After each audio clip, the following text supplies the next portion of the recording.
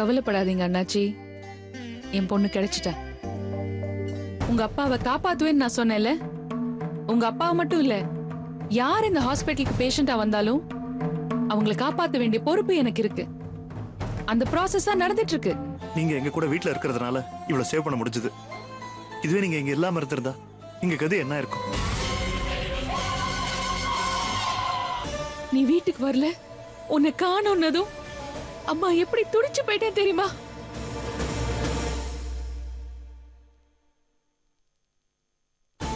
நான் எப்படிமா வந்தேன்?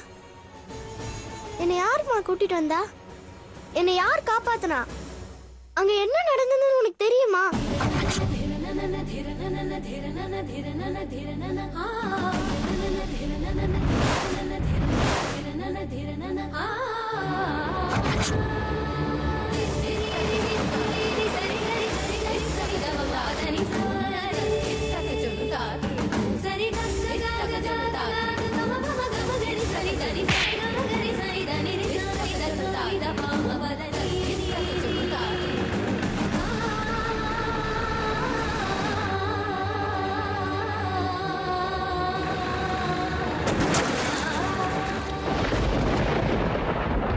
அந்த சமயத்துல மட்டும் தாத்தா அங்க வராம இருந்தா எங்க எது என்ன ஆயிருக்கும்?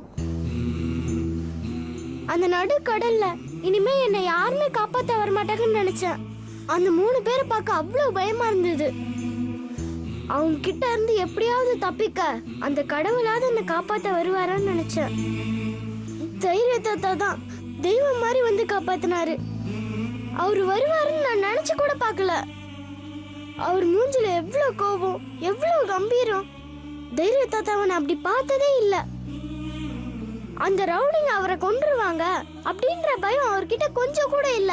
நான் அவரோட பேத்தி அப்படிங்கறதுனால மட்டும் அவர் என்னை காப்பாத்தல.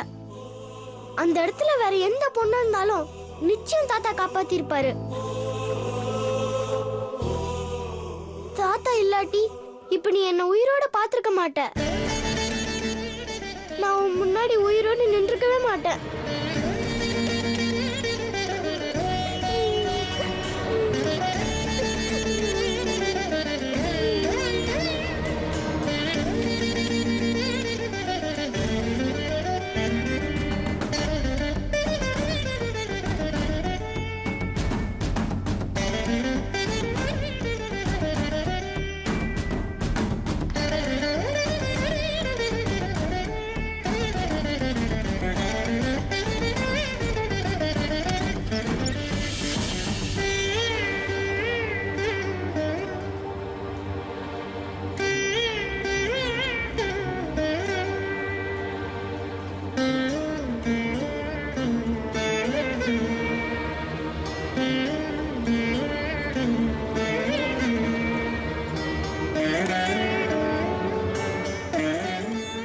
பாட்டி, அம்மா யாரை தேடுறாங்க?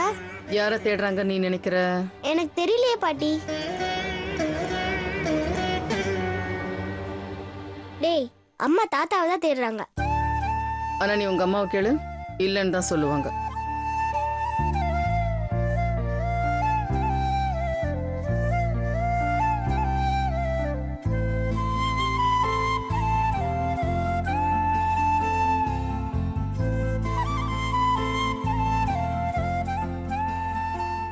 கவிதா, யாரம்மா தேடுற? அப்பாவியா?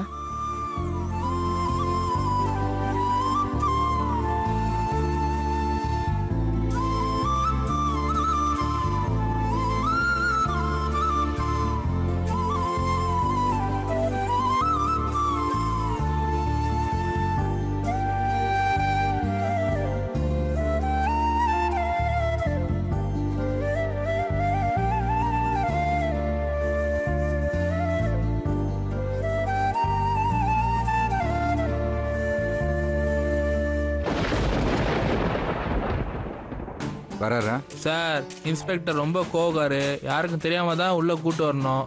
ரொம்ப கஷ்டமான வேலை, கொஞ்சம் பார்த்து பண்ணுங்க சார். அண்ணா போகும்போது பார்த்து கவனிச்சிரு.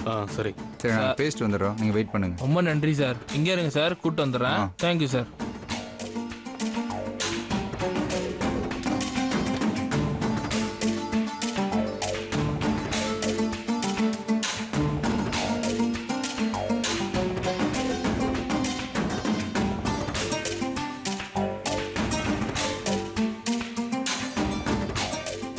சுப்பையா, உங்களை இந்த நிலமையில பார்க்க எனக்கு ரொம்ப கஷ்டமா இருக்கு.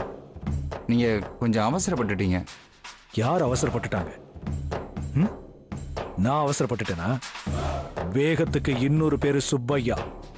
எனக்கு அதெல்லாம் புரியுது. இந்த விளையாட்டை நீங்க வேற மாதிரி விளையாண்டுருக்கணும். உங்ககிட்ட உதவி கேட்டேன். ஒரு துரும்ப கூட அசைக்க முடியாது ஹாஸ்பிட்டல் நிர்வாகம், சொத்துக்கான பவர் அத்தனையும் அவகிட்ட இருக்குன்னு மூக்கால அழுதிங்க. சோ என் ஸ்டைல்ல நான் விளையாடினேன். நீங்க பண்ணதெல்லாம் கரெக்ட். ஆனா நான் தான் கடத்தினேன்னு ஃபோன்ல சொன்னீங்க பாருங்க, அதுதான் தப்பு. நீங்க அவ பொண்ணை தான் தூக்குனீங்க. ஆனா நாங்க அவளையே தூக்க ஆள் அனுப்பணும். அனுப்பிச்சது நாங்க தானே அவளுக்கு நல்லாவே தெரியும். அவளுக்கு மட்டும் இல்ல, அவ கையால் ஒருத்தன் இருக்கானே ஏசி துரைவேல், அவனுக்கு கூட தெரியும். ஆனா அவங்க யாரும் என்ன டச் பண்ணல. ஏன் தெரியுமா? நாங்க எந்த எவிடன்ஸ் விட்டு வைக்கல. அதனாலதான் எங்களை மாதிரி நீங்களும் செஞ்சிருக்கணும். செஞ்சு அவளை ஹாஸ்பிட்டல் விட்டு துரத்துட்டீங்களா? உங்க சொத்து எனக்கு வேணாம், நீங்களே வச்சுக்கங்கன்னு சொல்லி பவரை உங்க பேர்ல எழுதி கொடுத்துட்டாளா? இல்லல்ல. ஆனா நான் அடிச்சதும் பயந்து போய் என் அப்பாவுக்கு ஆபரேஷன் உடனே ஏற்பாடு பண்ணா. ஏய், நீங்க அவளுக்கு மரண பயத்தை மட்டும் தான் காட்டினீங்க. ஆனா நான் அவ மகளை கடத்தி அவ மக மேல இருக்கிற பாசத்தை யூஸ் பண்ணிக்கிட்டேன். அதனாலதான் அவ பயந்தா. இல்ல சுப்பையா, நீங்க கவிதாவை பத்தி தப்பு கணக்கு போட்டிருக்கீங்க. அவ உங்க மிரட்டலுக்கு பயந்தோ இல்ல சட்டத்தை ஓவர்லுக் பண்ணணும்னு அவன் நினைக்கல. நீங்க அவ பொண்ணை கடத்தாம இருந்தா கூட உங்க அப்பா உயிரை அவ காப்பாத்திருப்பா. ஆனா இப்போ என்ன? என்னோட கடத்தல் ஆபரேஷன் தோத்துருச்சு, எனக்கு மூளை இல்லைன்னு சொல்றியா? என்ன இப்படிலாம் பேசிட்டீங்க? உங்களுக்கு தைரியம் சொல்லவும் சப்போர்ட் பண்ணவும் தான் நாங்க வந்திருக்கோம். எது நடந்தாலும் நாங்க உங்க கூட இருப்போம். எங்களையும் போய் இப்படிலாம் பேசிட்டீங்களே. ஒரு வார்த்தை நீங்க டாக்டரோட பொண்ணை தூக்குறதா பல்லவன் கிட்ட சொல்லியிருந்தா அவன் நல்ல ஐடியா கொடுத்துருப்பானே. ஆனா நடந்ததை விடு, அதை பத்தி பேசுறதுக்கு அவரே விருப்பப்படல. இங்க பாருங்க சுப்பையா, அரசியல் செல்வாக்குள்ளவர் நீங்க. சட்டத்துல எங்க ஓட்ட உடசல் இருக்குன்னு உங்களுக்கு ரொம்ப நல்லா தெளிவா தெரியும். இருந்திருந்தும் இப்படி ஒரு தப்பு பண்ணிட்டீங்க. என்ன ஒரு முன்ஜாமீன் வாங்கி வச்சிருந்திருக்கலாம். முன்ஜாமீனை விடுங்க. இப்ப என்ன ஜாமீன்ல எடுக்க சொன்னா இதுவும் கஷ்டம், சிக்கல்ல இருக்குன்னு என் லாயர் சொல்றாரு. உங்க வக்கீல் யாரு? வரதராஜன் தானே? அவரை மீட் பண்ணி பேசினேன். ஆனா ரொம்ப நெகட்டிவா பேசுறாரு. விட்டுருங்க, அவரெல்லாம் விட்டுருங்க. பாம்பேல நம்பர் 1 வக்கீல் ஒருத்தர் எனக்கு தெரியும். அவரை ஃபோன் போட்டு வர சொல்லியிருக்கேன். இந்த கேஸை அவர் எடுத்து நடத்துவார். உங்களுக்கு ஜாமீன் வாங்கி தர வேண்டியது எங்க பொறுப்பு. நீங்க கவலையப்படாதீங்க. நீங்க முதல்ல வெளியில வாங்க. அதுக்கப்புறம் நீங்கள் நானும் சேர்ந்த அந்த கவிதாவுக்கு நம்ம யாருன்னு காட்டுவோம். ஓகேவா? சுப்பையா, நான் இருக்கேன் உங்களுக்கு, கவலைப்படாதீங்க. என்ன? பார்ப்போம்.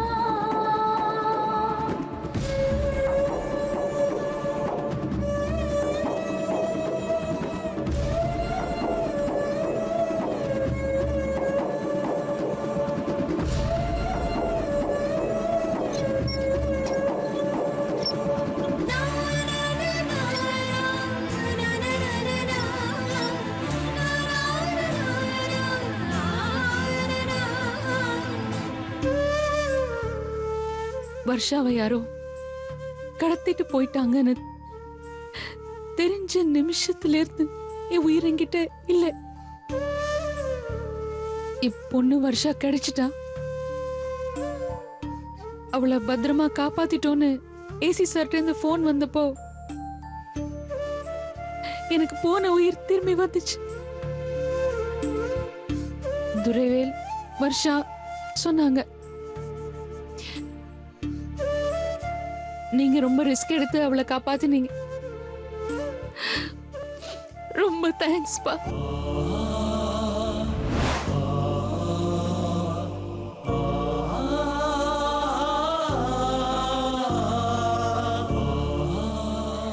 என்னம்மா எனக்கு போய் தேங்க்ஸ் எல்லாம் சொல்லிக்கிட்டு இருக்க? வர்ஷா யாருமா? என் பொண்ணோட பொண்ணுமா, என் பேத்திமா. என் பேத்திக்கு ஏதாவது ஆச்சுன்னா நான் சும்மா இருப்பானா? எனக்கு எதுக்குமா நீ தேங்க்ஸ் சொல்லணும்? நான் என்ன மூணாவது மனுஷனா? அப்படிதானேப்பா நான் இவ்வளவு நாளா உங்ககிட்ட நடந்துக்கிட்டேன். ஒரு பொண்ணு அப்பா கிட்ட எப்படிலாம் பேசக்கூடாதோ, எப்படிலாம் நடந்துக்க கூடாதோ, அப்படிதானேப்பா நடந்துக்கிட்டேன்.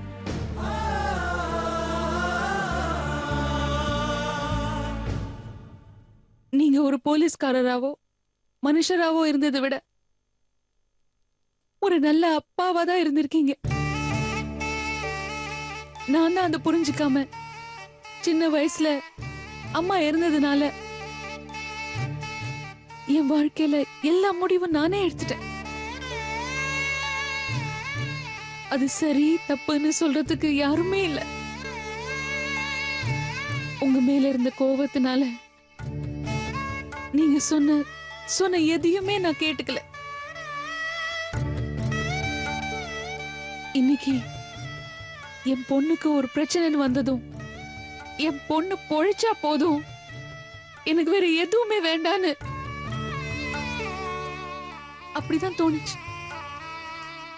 அதனால்தான் கொஞ்சம் கூட யோசிக்காம யார்கிட்டயோலாம் கெஞ்சி கேட்டுட்டு இருந்தேன்.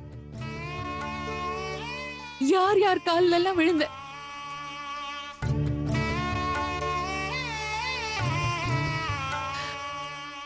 ஒரு அம்மாவா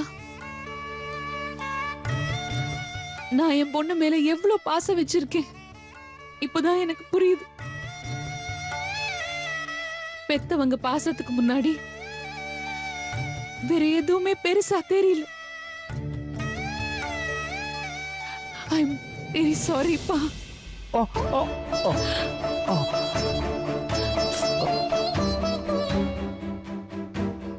என்னப்பா என்னாச்சு? ஒண்ணு இல்லம்மா, ரவுடி பசங்கிட்ட சண்டை போட்டேன். ரவுடி பசங்க லேசா கத்தியால கிடிச்சிட்டானுங்க. அந்த காயந்தாம்மா. ரொம்ப டீப்பா காயம் இருக்கே. இவ்ளோ சாதாரணமா சொல்றீங்க? டாக்டர் பாத்துருக்கணும்ல, ஃபர்ஸ்ட் எய்ட் பண்ணிருக்கலாம், என்கிட்ட சொல்லிருக்கலாம்ல. சரி கொஞ்சம் இருங்க, இந்த வரேன்.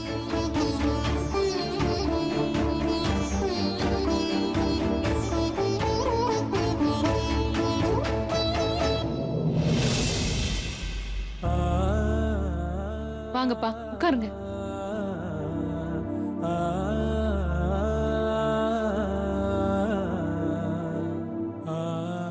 இவ்ளோ பெரிய காயம்.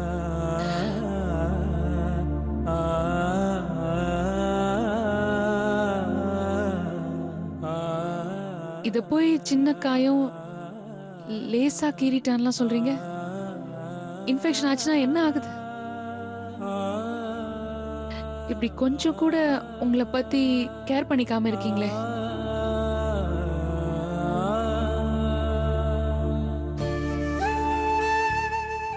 என்னப்பா வலிக்குதா? ரொம்ப சந்தோஷமா இருக்கு. என் பொண்ணு இப்படி என் பக்கத்துல இருந்து பேசி எத்தனை வருஷமாச்சு. அதெல்லாம் அப்போ உங்க அம்மா சாகிறதுக்கு முன்னாடி. கவிதா, உனக்கு ஒரு விஷயம் தெரியுமாம்மா? வர்ஷாவை நான் அவ்வளவு சுலபமா காப்பாத்தி கொண்டு வரல. 3 பேரை போட்டு தள்ள வேண்டியதா போச்சு. இந்த கவிதா, நாங்க ஒன்னும் ஆசைப்பட்டு அவங்கள போடலாமா? சிச்சுவேஷன் அப்படி. அந்த நிலைமையில காந்தியை பத்தியோ புத்தரை பத்தியோ அவங்க கிட்ட கிளாஸ் எடுத்துக்கிட்டு இருக்க முடியாது.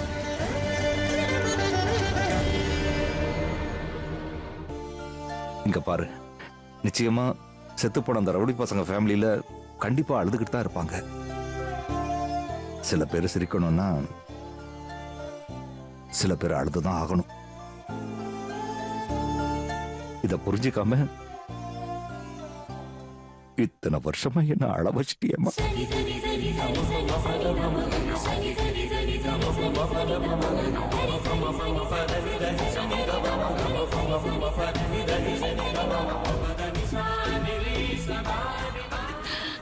சாரிப்பா.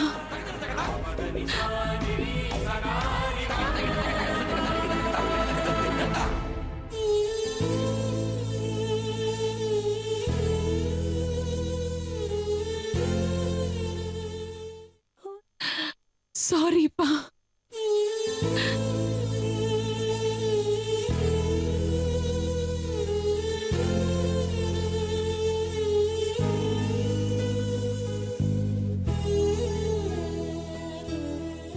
ரொம்ப யோசிக்க ஆரம்பிச்சு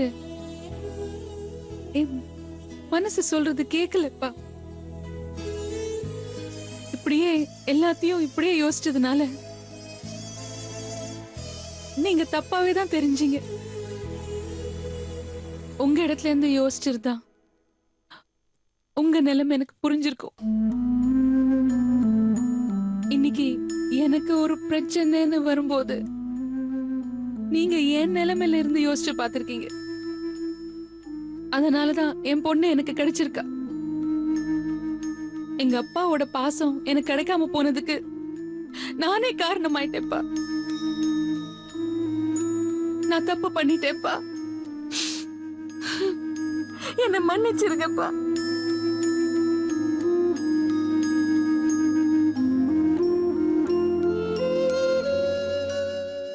இனிமே நானே தப்பு பண்ணாலும் என்ன வெறுத்துறாதீங்கப்பா.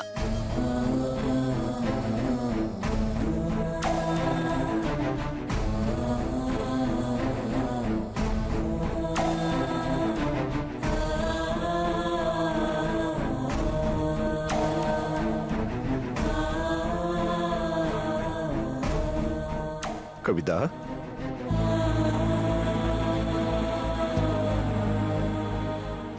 என்னப்பா? உன்னை நான் ஒண்ணு கேட்டா தப்ப எடுத்துக்க மாட்டியே? சொல்லுங்கப்பா. ஒண்ணும் இல்லம்மா, இத்தனை நாளா உன் கண்ணுக்கு கெட்டவனா தெரிஞ்ச உங்க அப்பா இன்னைக்கு ஒரே நாள்ல நல்லவனாயிட்டல்ல?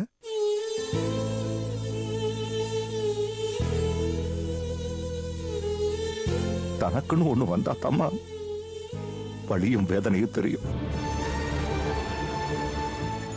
கவிதா, ஒன்ன சொல்லி ஒண்ணு தப்பு இல்லம்மா.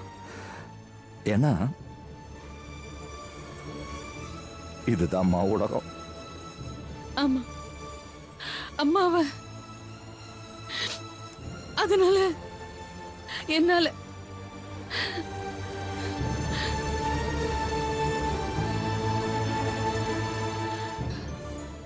என்னால